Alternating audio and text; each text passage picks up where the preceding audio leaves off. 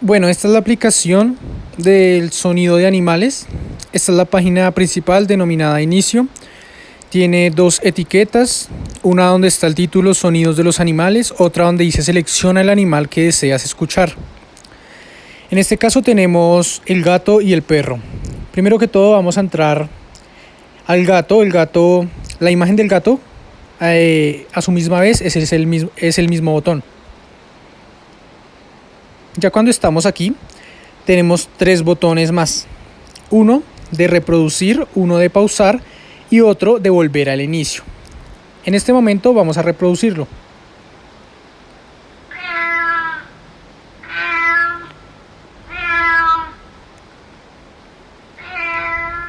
En este momento lo pausamos, se deja de escuchar y al momento de volver a reproducir empieza desde el momento que lo pausamos.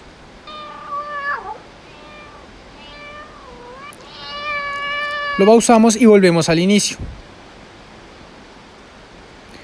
Ya cuando estamos otra vez en la página de inicio, le damos al perro.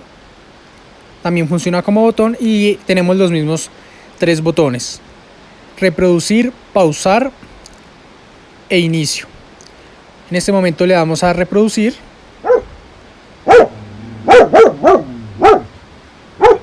Podemos pausar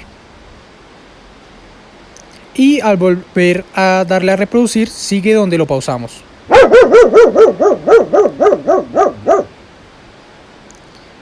Estas imágenes que se encuentran aquí solo funcionan como imágenes, no tienen ningún tipo de botón ni nada de eso.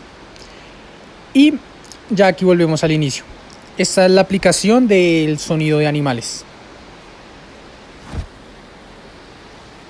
hecha por Simón Alejandro Gualtero Camargo, del grado 11, curso 1101.